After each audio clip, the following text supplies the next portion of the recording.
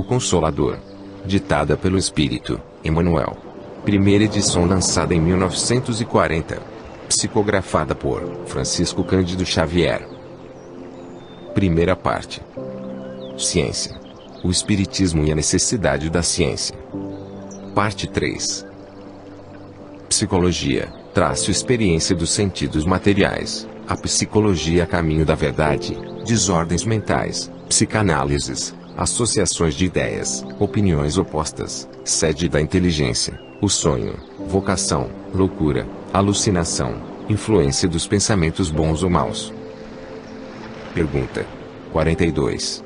Como poderemos compreender, pelo Espiritismo, o preceito da psicologia que afirma a experiência dos nossos 5 sentidos como todo o fundamento da nossa vida mental? Emmanuel. O Espiritismo esclarece que o homem é senhor de um patrimônio mais vasto, consolidado nas suas experiências de outras vidas, provando que o legítimo fundamento da vida mental não reside, de maneira absoluta, na contribuição dos sentidos corporais, mas também nas recordações latentes do pretérito, das quais os fenômenos da inteligência prematura, na Terra, são os testemunhos mais eloquentes. Pergunta 43. Estabelecendo a psicologia do mundo como sede da memória, do julgamento e da imaginação, as partes do cérebro humano, cujas funções não são ainda devidamente conhecidas pela ciência, retardam a solução de um problema que só pode ser satisfeito pelos conhecimentos espiritistas. Emmanuel.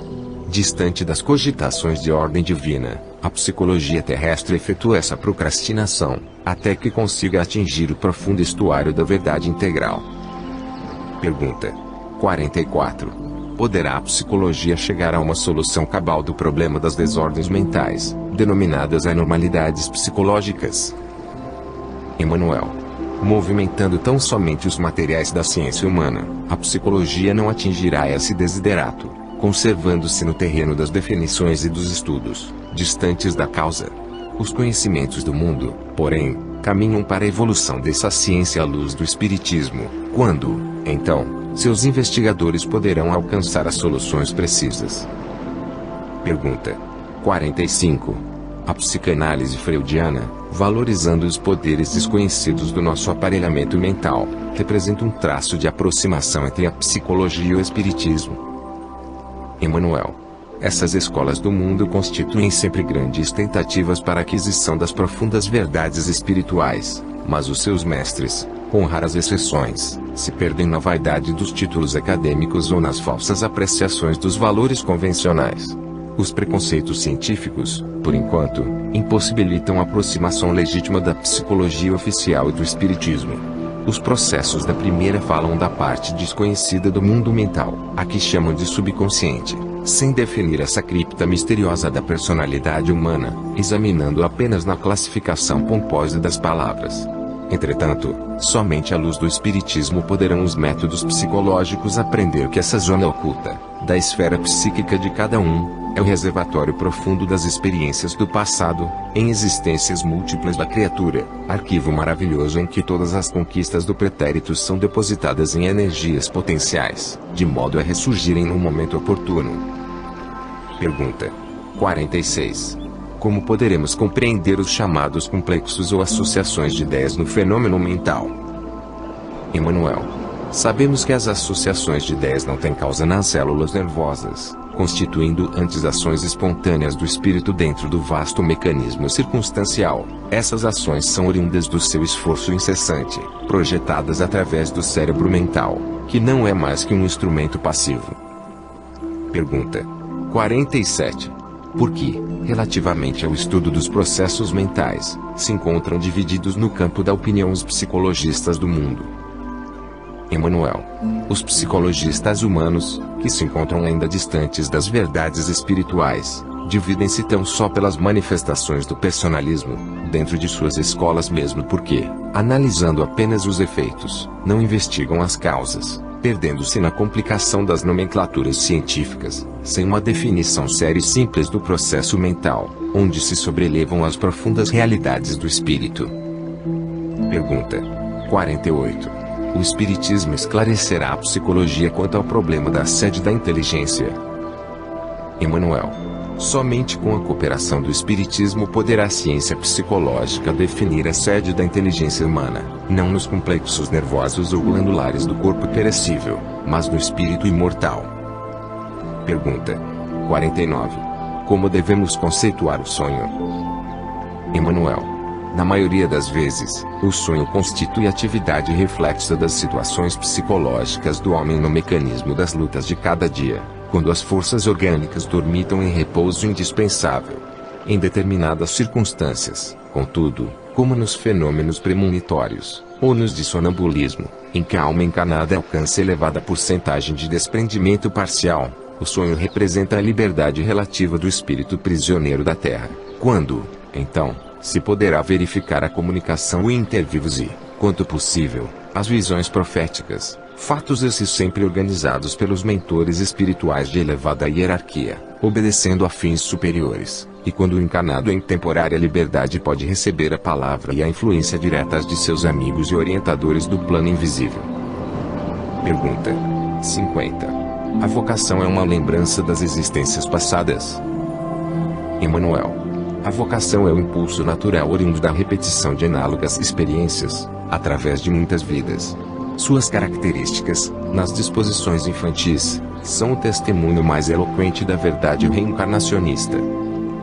Pergunta 51. A loucura é sempre uma prova? Emanuel. O desequilíbrio mental é sempre uma provação difícil e dolorosa. Essa realidade, contudo, podendo representar o resgate de uma dívida do pretérito escabroso e desconhecido, pode, igualmente, constituir uma resultante da imprevidência de hoje, no presente que passa, fazendo necessária, acima de todas as exortações, aquela que recomenda a oração e a vigilância. Pergunta 52. Alucinação é fenômeno do cérebro ou do espírito? Emanuel. Alucinação é sempre um fenômeno intrinsecamente espiritual, mas pode nascer de perturbações estritamente orgânicas, que se façam reflexas no aparelho sensorial, viciando o instrumento dos sentidos, por onde o espírito se manifesta. Pergunta 53. Os bons ou maus pensamentos do ser encarnado afetam a organização psíquica de seus irmãos da Terra, aos quais sejam dirigidas? Emanuel. Os corações que oram e vigiam, realmente, de acordo com as lições evangélicas, constroem a sua própria fortaleza, para todos os movimentos de defesa espontânea. Os bons pensamentos produzem sempre o máximo bem sobre aqueles que representam os seus objetivos, por se enquadrarem na essência da lei única, que é o amor em todas as suas divinas manifestações. Os de natureza inferior podem afetar o seu objeto, em identidade de circunstâncias, quando a criatura se faz credora desses choques dolorosos, na justiça das compensações. Sobre todos os feitos dessa natureza, todavia, prevalece a providência divina, que opera a execução de seus desígnios de equidade, com misericórdia e sabedoria. Sociologia. Pátrias. Desigualdade. Conceito de igualdade absoluta. Questões proletárias. O Estado e as classes políticas. Espiritismo e sociologia. O espírito e a política. Racismo. Não matarás. Não julgueis.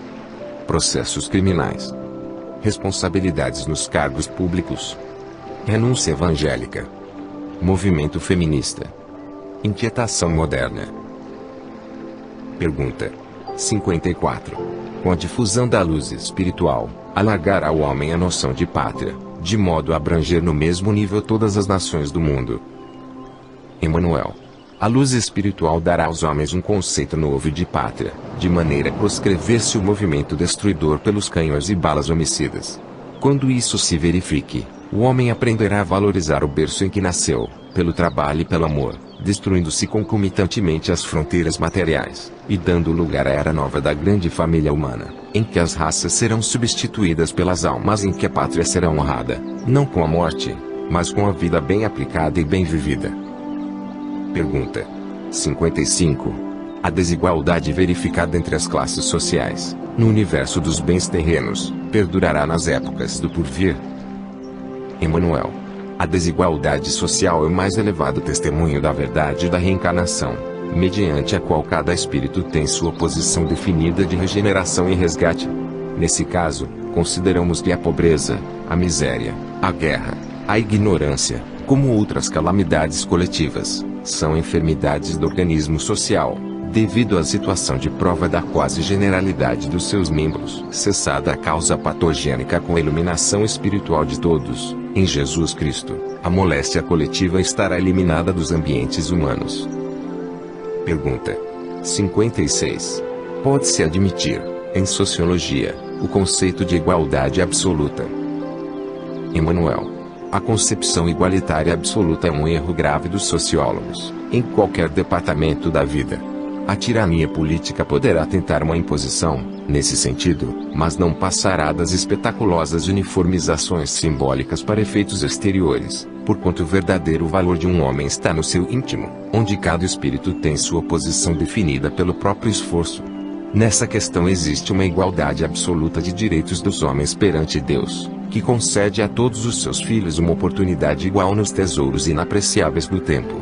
Esses direitos são os da conquista da sabedoria e do amor, através da vida, pelo cumprimento do sagrado dever do trabalho e do esforço individual.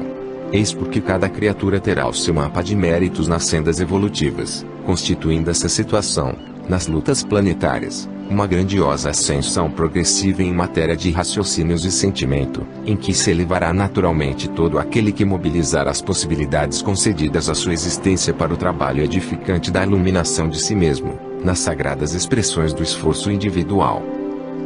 Pergunta 57. Poderão os homens resolver sem atritos as chamadas questões proletárias? Emanuel. Sim, quando se decidirem aceitar e aplicar os princípios sagrados do Evangelho.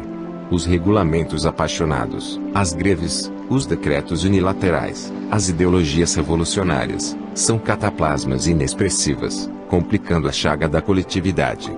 O socialismo é uma bela expressão de cultura humana, enquanto não resvala para os polos do extremismo. Todos os absurdos das teorias sociais decorrem da ignorância dos homens relativamente à necessidade de sua cristianização. Conhecemos daqui os maus dirigentes e os maus dirigidos, não como homens ricos e pobres, mas como avarentos e revoltados. Nestas duas expressões as criaturas operam o desequilíbrio de todos os mecanismos do trabalho natural.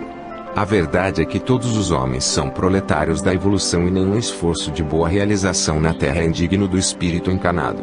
Cada máquina exige uma direção especial e o mecanismo do mundo requer o infinito de aptidões e de conhecimentos. Sem a harmonia de cada peça na posição em que se encontra, toda a produção é contraproducente e toda boa tarefa é impossível. Todos os homens são ricos pelas bênçãos de Deus e cada qual deve aproveitar, com êxito, os talentos recebidos, porquanto, sem exceção de um só, prestarão um dia, além túmulo, contas de seus esforços. Que os trabalhadores da direção saibam amar, e que os da realização nunca odeiem. Essa é a verdade pela qual compreendemos que todos os problemas do trabalho, na Terra, representam uma equação de Evangelho. Pergunta 58. Reconhecendo-se o Estado como aparelhamento de leis convencionais, é justificável a sua existência, bem como a das classes armadas, que sustentam no mundo. Emanuel. Na situação ou condição atual do mundo e considerando a heterogeneidade dos caracteres e das expressões evolutivas das criaturas, examinadas isoladamente, justifica-se a necessidade dos aparelhos estatais nas convenções políticas, bem como das classes armadas que os mantêm no orbe, como institutos de ordem para a execução das provas individuais, nas contingências humanas, até que o homem perceba o sentido de concórdia e fraternidade dentro das leis do Criador, prescindindo então da obrigatoriedade de certas determinações das leis humanas, convencionais e transitórias. Pergunta 59. Tem o Espiritismo um papel especial junto da sociologia? Emanuel. Na hora atual da humanidade terrestre, em que todas as conquistas da civilização se subvertem nos extremismos, o Espiritismo é o grande iniciador da sociologia, por significar o evangelho redivivo, que as religiões literalistas tentam inumar nos interesses econômicos, e na convenção exterior de seus prosélitos adeptos. Restaurando os ensinos de Jesus, para o homem, e esclarecendo que os valores legítimos da criatura são os que procedem da consciência e do coração, a doutrina consoladora dos espíritos reafirma a verdade de que a cada homem será dado de acordo com seus méritos, no esforço individual, dentro da aplicação da lei do trabalho e do bem, essa razão pela qual, representa o melhor antídoto contra os venenos sociais, atualmente espalhados no mundo pelas filosofias políticas, do absurdo e da ambição desmedida, restabelecendo a verdade e a concórdia para os corações. Pergunta 60. Como se deverá comportar o espiritista perante a política do mundo? Emmanuel. O sincero discípulo de Jesus está investido de missão mais sublime, em face da tarefa política saturada de lutas materiais. Essa é a razão por que não deve provocar uma situação de evidência para si mesmo nas administrações transitórias do mundo. E, quando convocado a tais situações pela força das circunstâncias, deve aceitá-las não como galardão para a doutrina que professa, mas como provação imperiosa e árdua, onde todo êxito é sempre difícil. O espiritista sincero deve compreender que a iluminação do mundo, salientando-se a tarefa do Evangelho junto das almas encarnadas na Terra, é a mais importante de todas, visto constituir e consolar e instruir, em Jesus, para que todos mobilizem as suas possibilidades divinas no caminho da vida.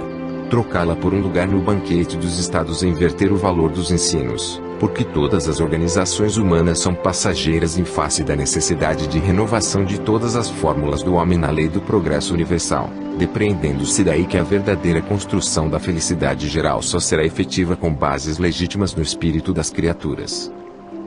Pergunta 61. Como devemos encarar a política do racismo? Emmanuel. Se é justo observarmos nas pátrias, o agrupamento de múltiplas coletividades, pelos laços afins da educação e do sentimento, a política do racismo deve ser encarada como erro grave, que pretexto algum justifica, porquanto não pode apresentar base séria nas suas alegações, que mal encobrem o propósito nefasto de tirania e separatividade.